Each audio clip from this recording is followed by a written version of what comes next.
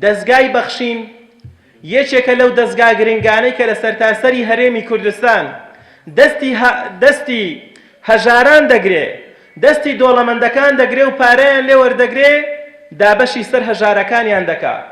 ئەوەش لە ژێر باڵ و چەتری کۆمەڵی ئیسلامی کوردستانە.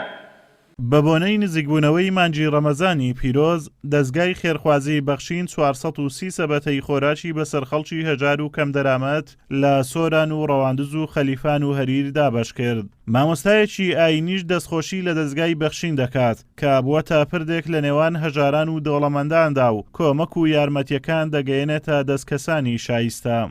بەڕاستی دەستگای بەخشین دەستگایەکی گرنگە لە هەرێمی کوردستان، بۆیە من لێرەوە دەستخۆشی لەو ستافە دەکەم کە ئەرکی سەرشانی دۆڵەمەندانیان بەڕاستی سوو کردووە کە دەتوانن ئەو پارە و ئەو سەرت و سامانە و ئەو زەکاتی کەماڵی خۆی پەروەردگارە لە ڕێگەی ئەو دەستگایەوە تەوزیعی سەر هەژاران و فەقیران بکرێت.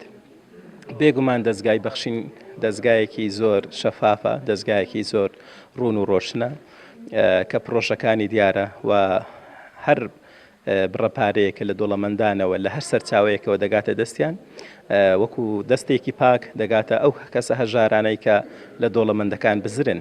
هاوڵاتیانیش لای خۆیانەوە سوپاسی دەستگای بەخشین دەکەن کە بە پرۆژە گرنگەکانی بەردەوام بەسەریان دەکاتەوە و لەباری گرانی سەرشانیان کەم دەکاتەوە.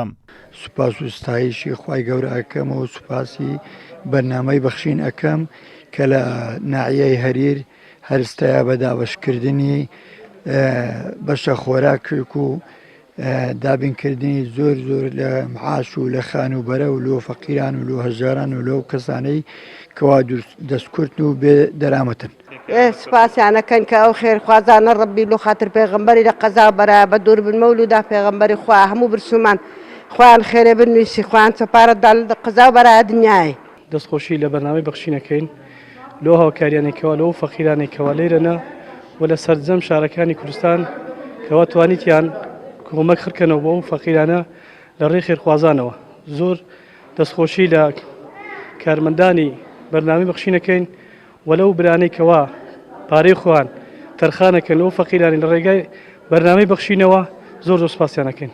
سپاسی بەرنامەی بەخشین دەکەم کە هاوکاری هێتی و فەقیر و هەژاران دەداتن دەستیان خۆشبی زۆر مەمنون هاوکاریمان دەکەن لۆ مانگی ڕەمەزانی الحەمدولیلا لەخوای بە زیادبی زۆر باشە ئەو ئەرزاق و واز و قەوشتەی دەنە فەقیر و فەقەراتان دەستچاویان خۆشبی زۆر سپاس. پرۆژەی بەخشینی خێرخوازی یەکێکە لە پرۆژە دیار و جەماوەریەکانی هەرێمی کوردستان کە ساڵانە بە هاوکاری خێرخوازان بڕێکی زۆر کۆمەک دەگەێنێتە کەسانی نەخۆش و کەم دەست و هاوڵاتیان بەگشتی.